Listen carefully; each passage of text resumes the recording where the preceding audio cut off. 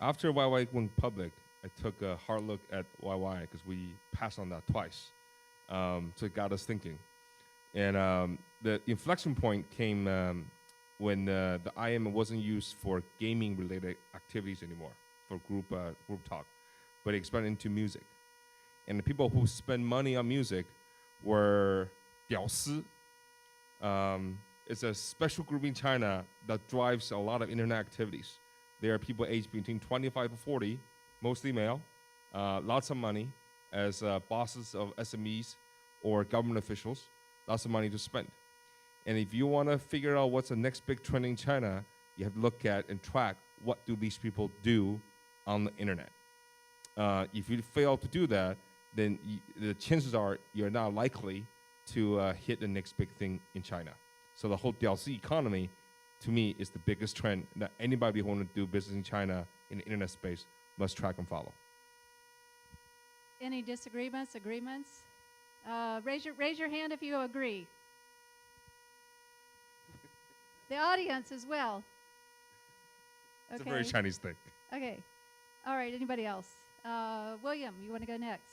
Sure. I think this is a different type of trend, but I agree with Neil. I think the rise of the angel investors is increasingly important. If you look at VC in China, it's about 20 billion US in US. It's maybe about 20 billion-ish in China. But in the US, you have 18 to 20 billion US a year invested by angels. And in China, the figures are a little rough, but it's about $1 billion. So early stage investment is really small here. There are angels, but it's mostly friends and family. And most VCs don't they don't fund companies that are pre-revenue. In fact, the average I don't know whether this data is right or not, but the average A round is going up. And the last data I saw was $13 million A. And if you do a Silicon Valley to China ratio of 3 to 1, you know, that's like a $39 million A. So that those type of companies generally are definitely profitable. So for the early stage companies, I think a big trend is the rise of the angel, or the lack of angel, but some development there. Yeah, I think it's a very positive trend. And I doubt that there's many disagreements on this, but maybe some disagreements over whether it's the number one trend. More angel. More angel. More angel. Okay. Keith? Thank you. I'll make one observation from a different perspective. So I'm sure that you have seen that an increased trend of M&As in China in the past year. You know, for example, in the TMT sector, in the medical device sector, and other sectors. So I mean, it appears to me that this M&A trend will continue into next year. And there's a couple of reasons for that. I mean, from my observation, for example, the capital markets, the IPO market has not really opened up. So for many startups, they have to look at the M&A for exits, for VCs as well. And also that there is a trend of industry consolidation. For example, like the TMT sector, there are some big players, they have cash, they have experience, and it makes sense to consolidate the industry more. So I hope that trend will continue in the foreseeable future. Anyone care to elaborate on that point? Is it wishful thinking, or is it actually happening? Wishful thinking, yeah. Stella? Follow the line with William. There will be more angels. There will be fewer VCs. There will be fewer number of VC funds, because it's very hard to raise money. And if you look at the data from zero to IPO, it was like 10% of what it was last year for the same period. So some funds will not be able to raise money, and so there will be fewer dollars around, and probably there will be lower valuation that I would see from. So the market is going to come down a little bit.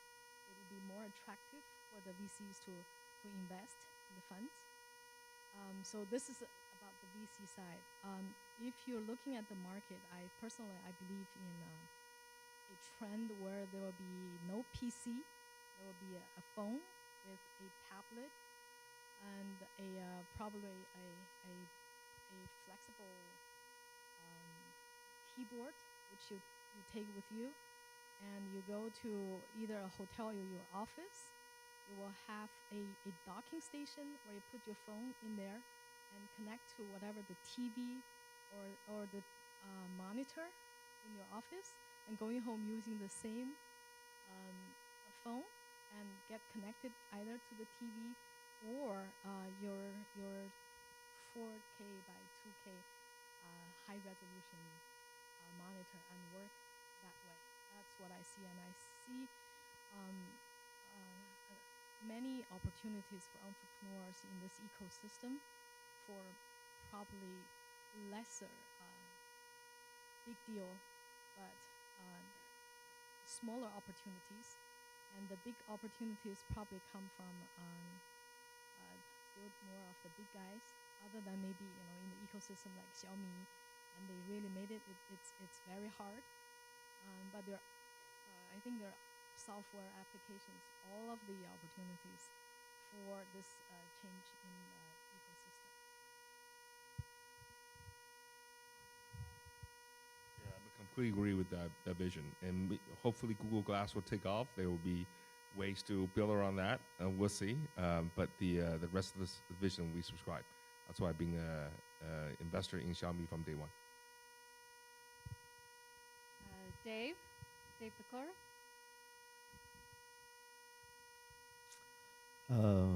I hesitate to make predictions about the Chinese market because I probably am full of shit and don't actually know much about the Chinese market. My partner Ray Ma is probably more likely to be well positioned in helping make predictions. Sorry to be the bearer of bad news, but I will agree with some of the previous predictions that I think there's going to be a lot more angel investment in China, and I think there's also going to be a lot more incubators in China. Unfortunately, I think they're all going to lose a fuckload of money. And I think the reason I will explain, and this one I'm pretty sure about, even though I don't profess to understand the intricacies of the Chinese angel investor or venture capital market. Globally, people are worshiping entrepreneurship like it is the next coming of Jesus Christ. And this is fueling a lot of bad behavior. It's actually fueling a lot of entrepreneurs who have no business being entrepreneurs deciding that this is a good thing to do. It's fueling a lot of angel investors putting money into a market when they know absolutely nothing about investing or entrepreneurship. And by the way, for the few of you who are entrepreneurs in the room, like, grab all that money because it's be coming your way at really excessive valuations over the next 3 to 5 years. So you're in good shape. But unfortunately, I think for most early stage investors, there's just too much hype going on. And that's happening in the US and in China. It's not necessarily a differentiated story. Which is really difficult for me to think about because I actually want to do a lot more investment in China. I think the business fundamentals here in the macro picture are starting to become really great.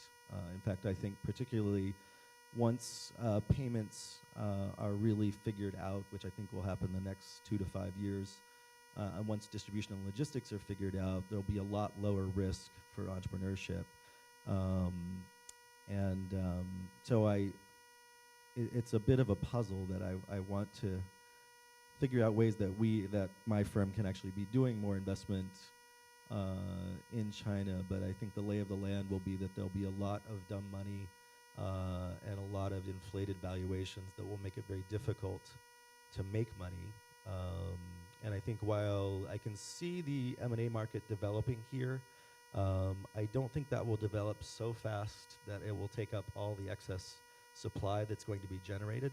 And I think the last couple of years of somewhat irrational IPO-fueled numbers, those days appear to be at an end. So I think you'll see the high end of the market having to see real value being created and the low end of the market paying too much for not real value being created.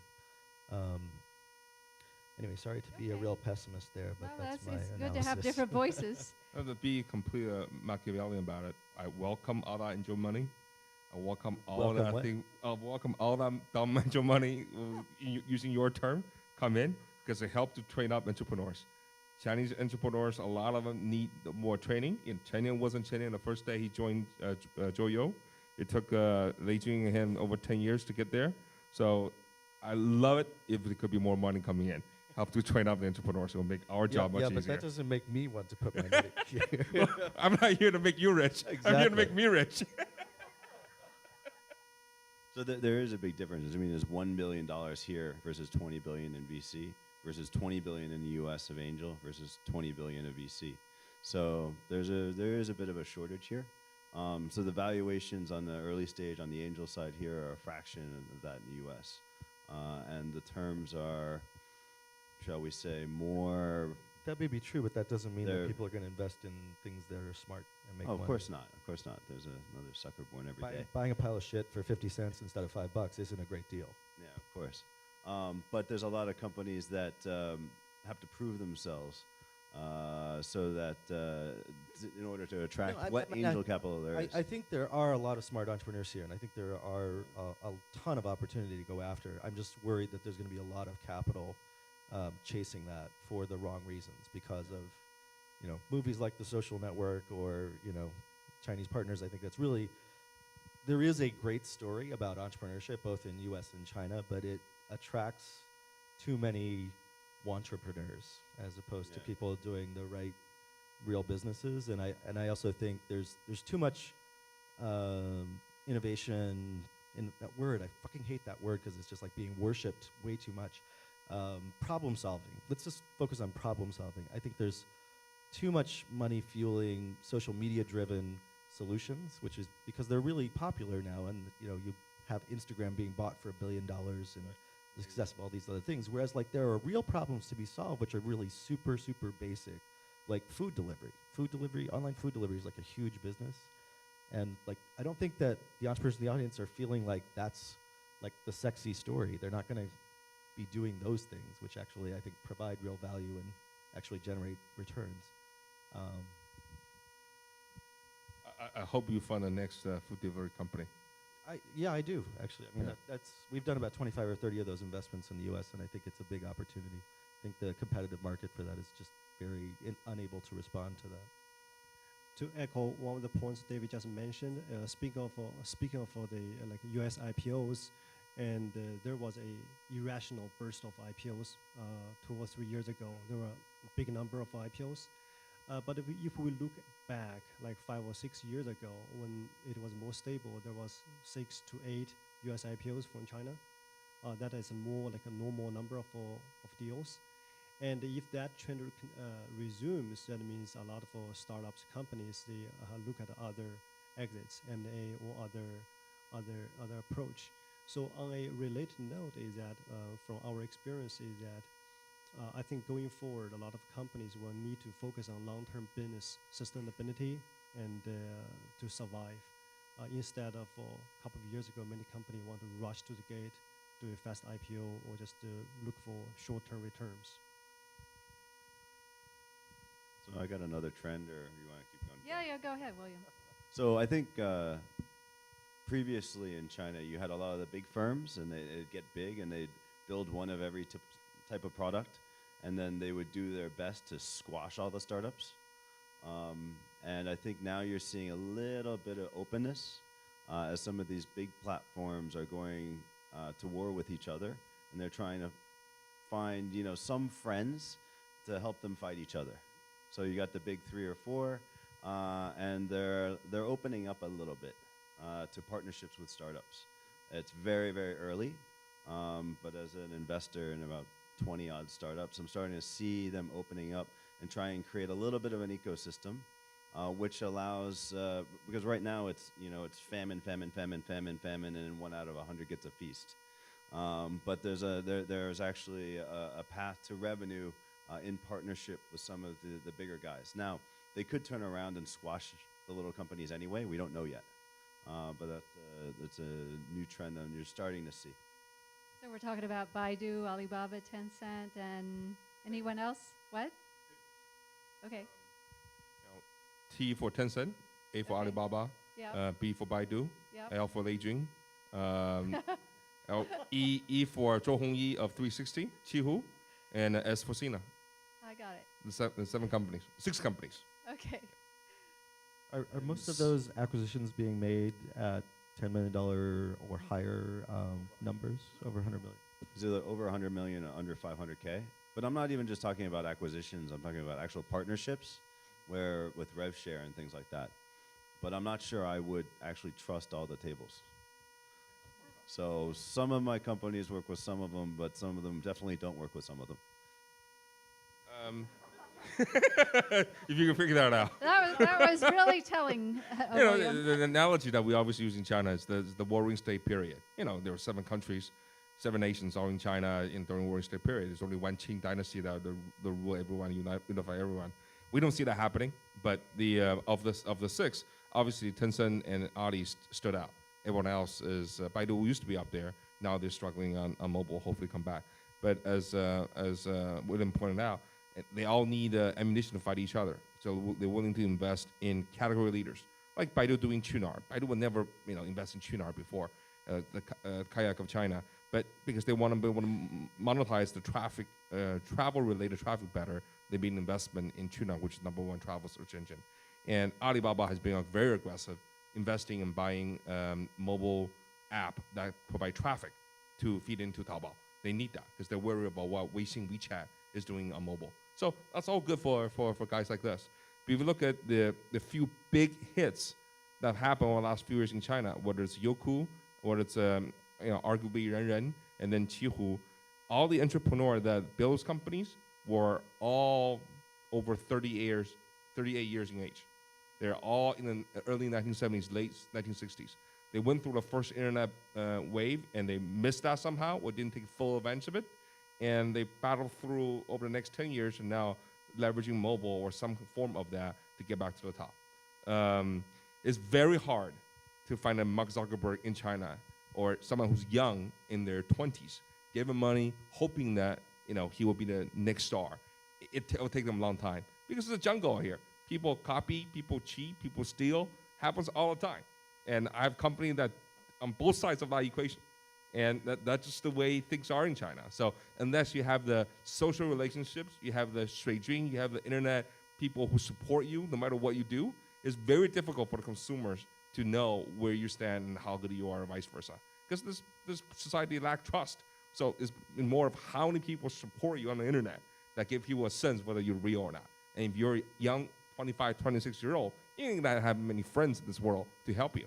So it's a very different world than it is in the US.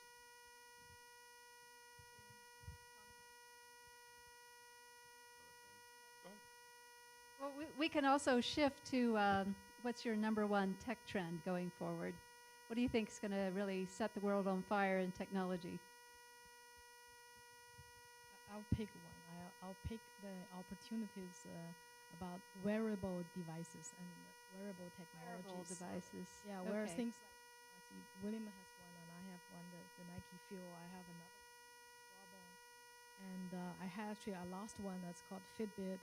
So I'm just playing with all this wonderful stuff for sports. And also, some friends to talk about, how many steps or how long, how far you've gone, in running and stuff. And also, other than this, of course, we're looking forward to see the iWatch and all the other watches to measure whatever your heartbeat and stuff.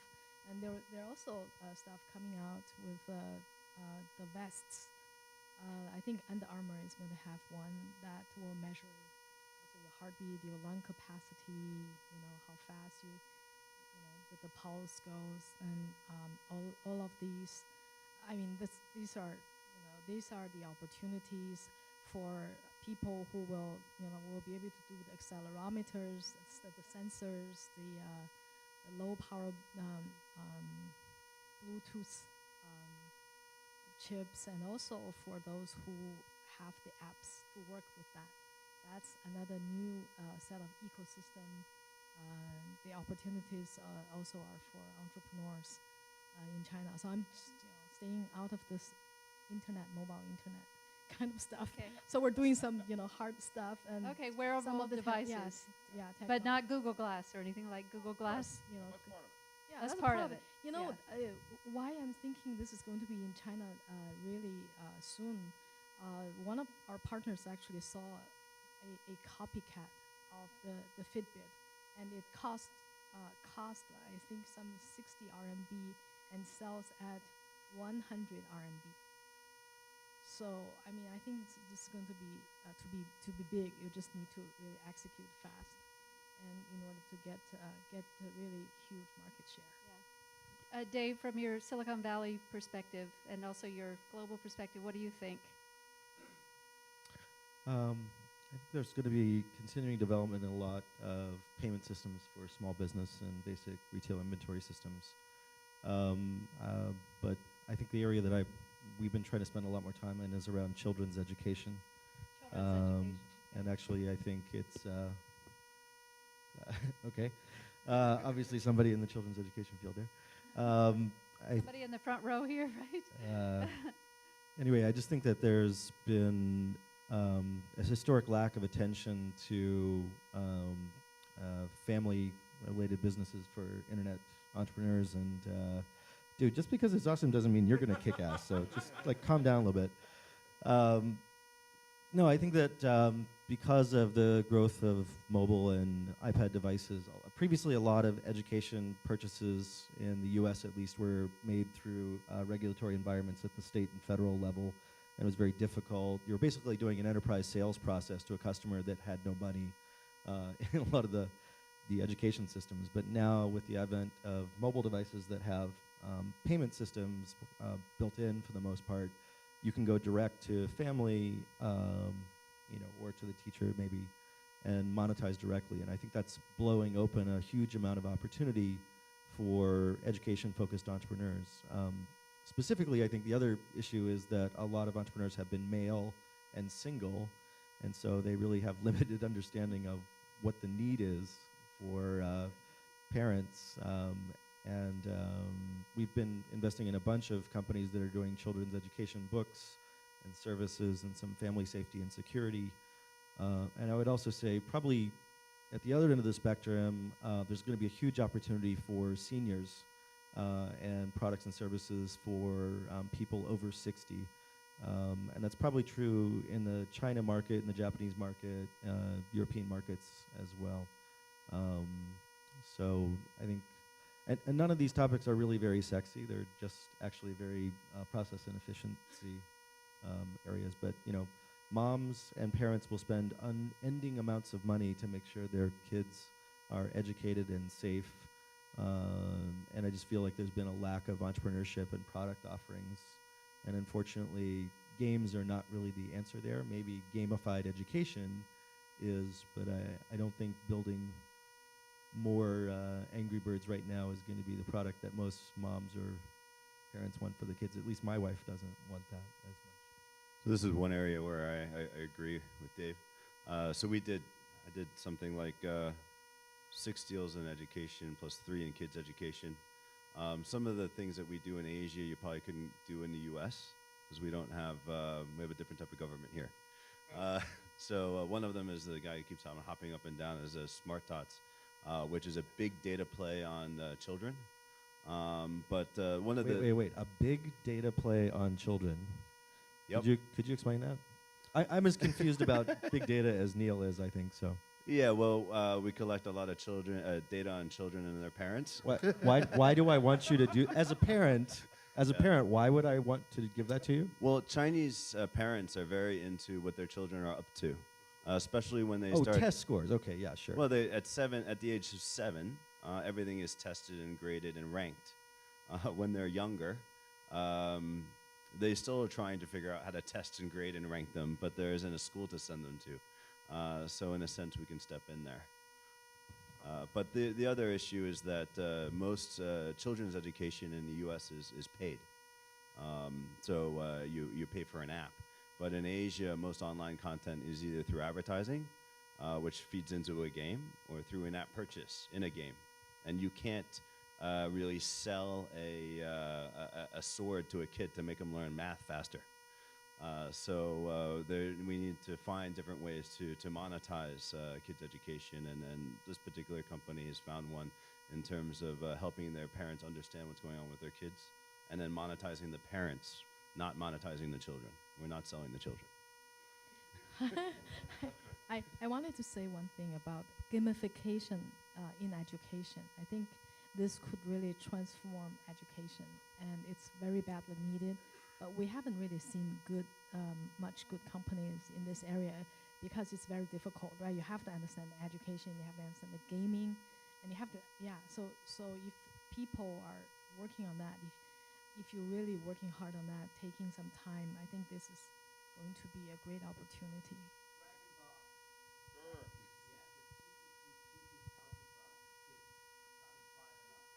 That's why he has been raising his hand the last 10 minutes. Yeah. You see more young brands coming up. Warby Parker is a good example in the U.S. But when we first invested in Vanco, it was the same thing. Xiaomi is the same thing. Whenever you have a category where there's a lot of distribution, last layer of distribution channels in the offline. Empowering China is like 5, 6, 7 layers. There's a lot of fat that's not being utilized. That needs to be cut. And over the last 20 years in China, building a national chain across 30 plus provinces is not easy. So you need to get help from a lot of people. But over the internet, you can compress that. And you have a supply chain that's very well developed now. So whoever can figure out how to build a brand, make it sexy, make it cool, leveraging Weibo and Twitter to do that, you can build a new brand very, very quickly. So wearable device is a part of that, but it doesn't have to be as complicated as that. A pair of glasses in the offline world costs $500, $600 in the US. Through Warby Parker, $100 plus. And the quality is just as good, and it's actually hipper and cooler. When Xiaomi first launched the phone, yeah, they have some world first features, but really it's the fact that Lei Jun has 4 million fans on Weibo. It's the fact that the phone gets updated, OS gets updated on a weekly basis, incorporating all the user complaints into it, so people feel like they're part of a phone being made. And that kind of social interaction is not possible without the supply chain, without the social media, and without the cool design factor that's out there. So leveraging all that, lots of new brands will come up over the next few years across multiple categories. So that's one. Another one, proliferation of experts. There are more people providing content, commentaries on the internet now. If you can organize that by category, by point of interest, it will allow more people to access that data in a more efficient manner. That's the thing that people see. What people don't see and don't realize that these experts have a way to leverage mobile internet to make money by galvanizing the followers to do certain activities. On YY, I mentioned earlier, there are lots of people that organize guilds to play games using YY, a group I am. So there are people who spend nothing all day except managing 2,000, 3,000 people to play games and make money from that. They are people who manage hostesses, music performing hostesses, singing performing hostesses on YY. And they manage 5, 6, 7, 8 different hostesses on the internet and have the Diaosi fans pay 100,000 renminbi, 50,000 renminbi to buy virtual Mercedes to give to the hostesses. For that kind of phenomenon, will not be limited just to game and music. You'll proliferate to other categories, whether it's travel or other things. There are a lot of offline group organizing activities that's not done in a fun, cool, interesting way. The active bloggers, experts who are in their early 30s, have a better taste in life, have a more interesting, cool perspective on things, will be able to leverage mobile internet, social internet, to do more group activities. That's what I'm counting on. So that's kind of entrepreneur I want to back. And these are the people who will not go through incubation because they already have done something once inside of Tencent, inside of Baidu. They may try a startup already and fail, and that's the kind of the people I want to back. Okay. Any questions from the audience? Scanning once, scanning twice. There's one. Okay. Let me pass back the mic to you.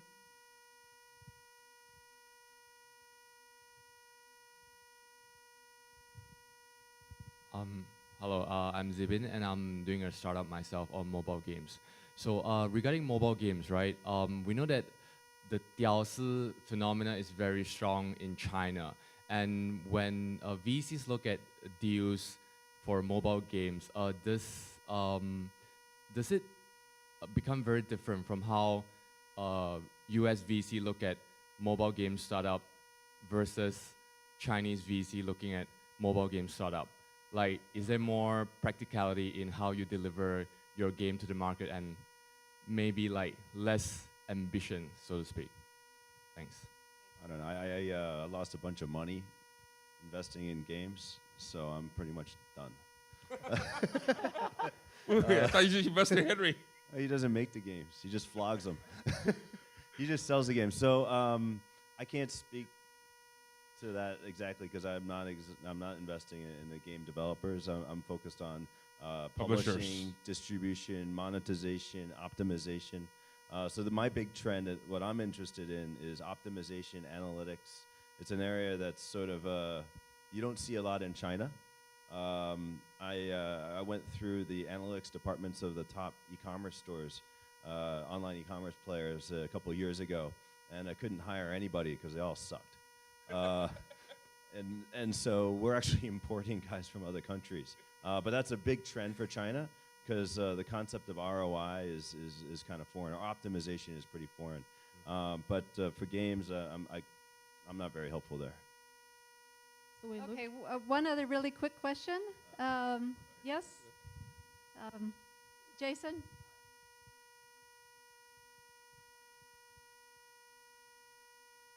Hi guys, I know a number of you.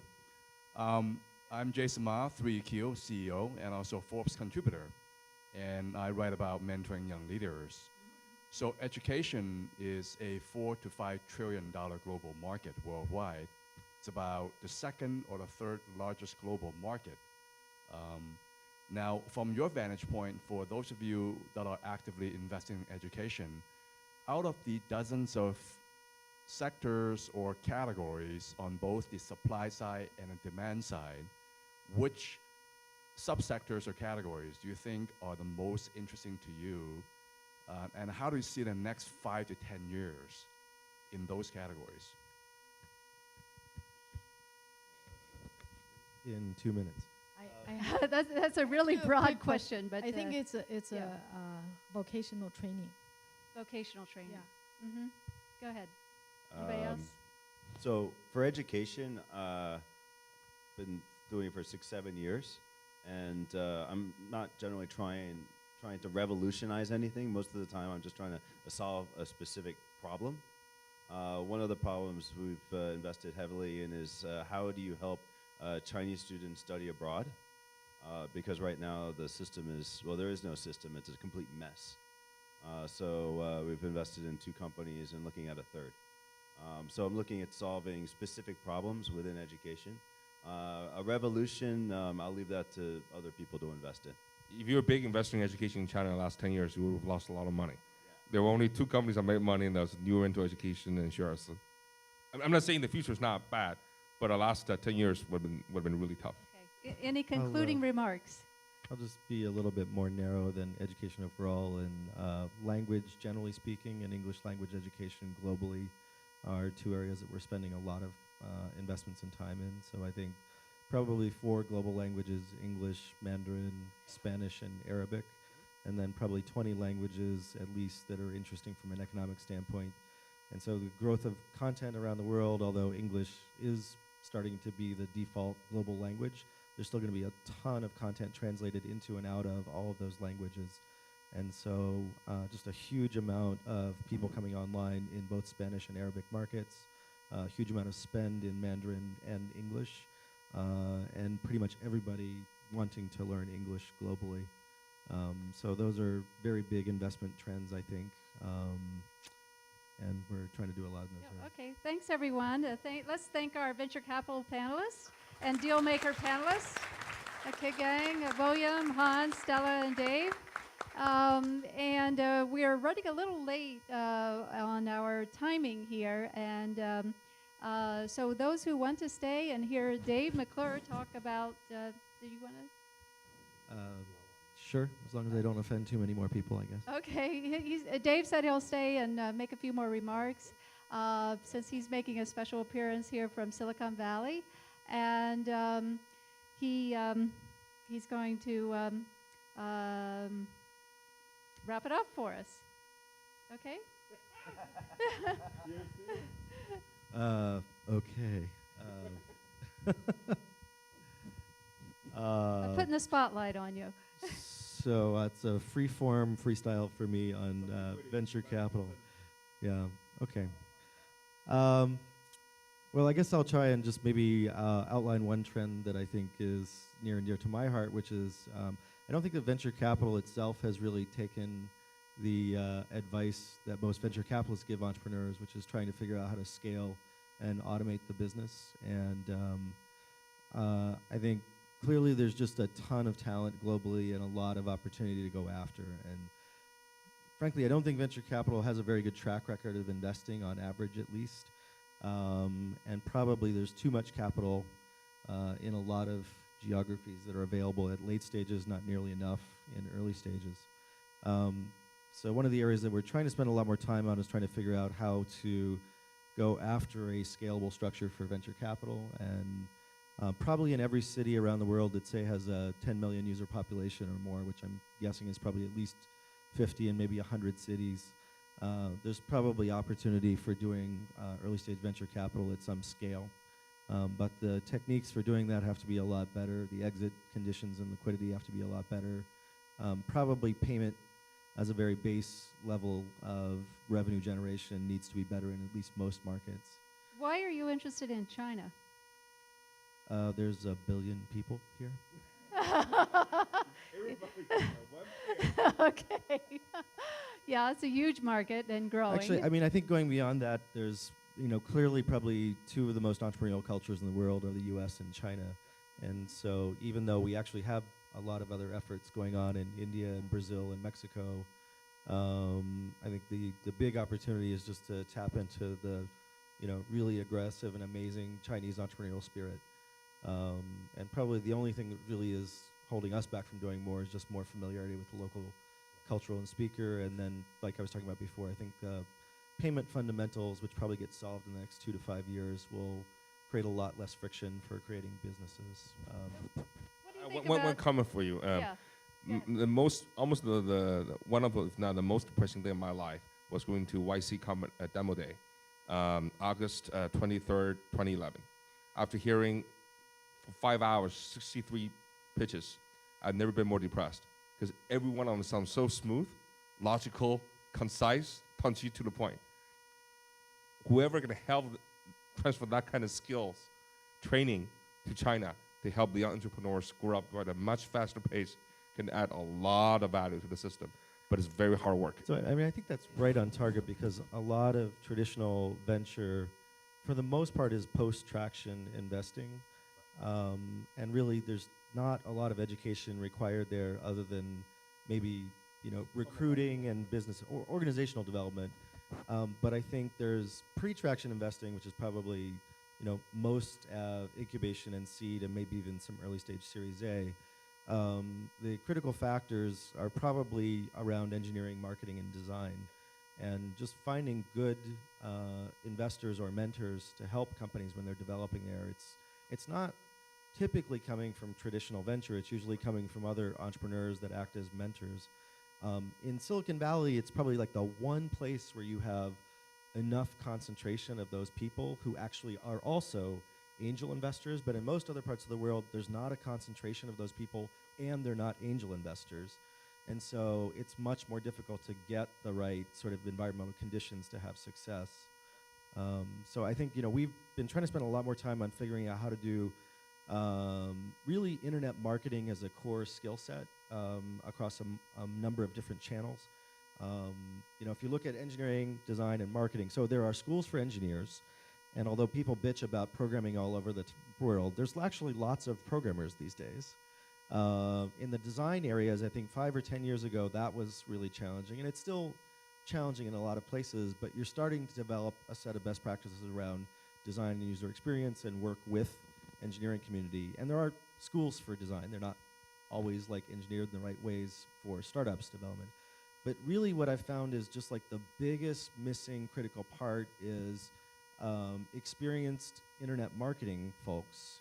And by that I mean, search, social, mobile, video, local platforms, traditional channels in print and media and television.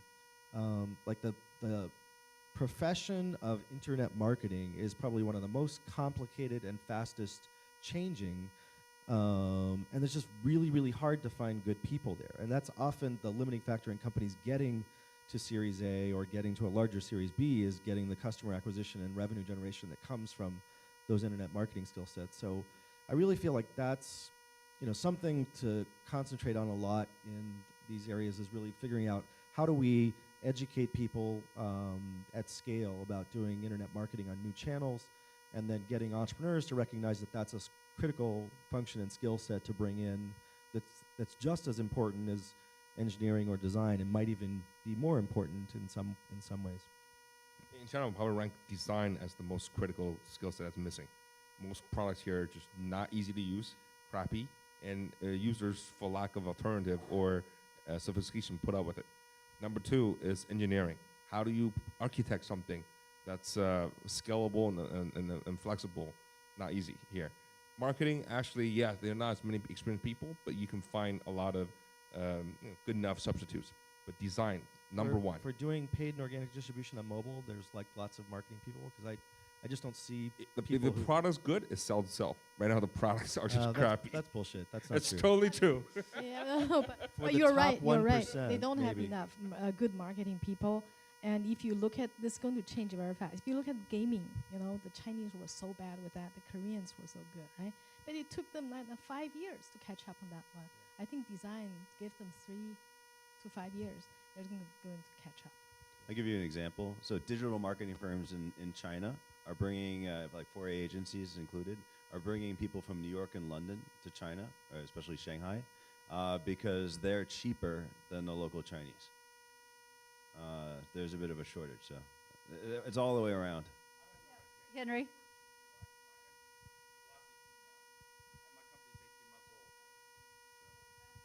I've had open headcount for a chief UI designer for 18 It's just been my months. experience that UX is a skill set that probably can be developed within like a 1 to 3 year period at reasonable level. Well, Seriously. In the US, a lot of I remember the first time I used Facebook, and oh my God, I don't know what this thing is, but it's so easy to use. No offense, when I opened up similar clones in China, man, didn't like it. Yes, I mean, I did a little bit of work with Mint.com in the early days, and one of the key things that was helpful there was bringing on, a design and UX person very early. And, they are hard to find, but there are people out there. I feel like the challenge with like the internet marketing skill set is it's not just one discipline, it's actually like 10 different disciplines. And there's very few people who have, any amount of experience in even like 2 or 3 of them. And so trying to figure out, okay, you're going to start marketing this product. Do you focus on search? Do you focus on social? Do you focus on video? Do you focus on local? Do you do paid? Do you do organic? Like just that level of comprehension and understanding across multiple marketing channels, many of which are probably very, very new. Like, how long has WeChat been around? Are there internet marketing experts on WeChat that have been doing it for more than 3 years? No, because the product's only a year old, right? So I think that, design and user experience are somewhat traditionally like understood disciplines that are teachable, but like internet marketing, analytically driven internet marketing at scale is a very complex sort of subject that there's not a good body of work around, like how do you develop expertise in. There goes your opportunity for vocational training. Yeah, that'd be good. Right. Okay, well, our panelists are going to be sticking around during the reception. So if you have any further questions, you can catch them during the reception afterwards. And I'd also encourage you that if anyone's looking for a good lawyer, there's one right here on stage, Melviny. And a good accountant, there's KPMG, and a good investment market is Hong Kong.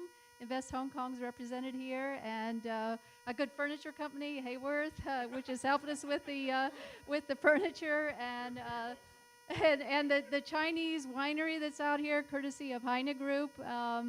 and of course Microsoft Accelerator if you really want to accelerate. So, okay, well, thank you everyone, and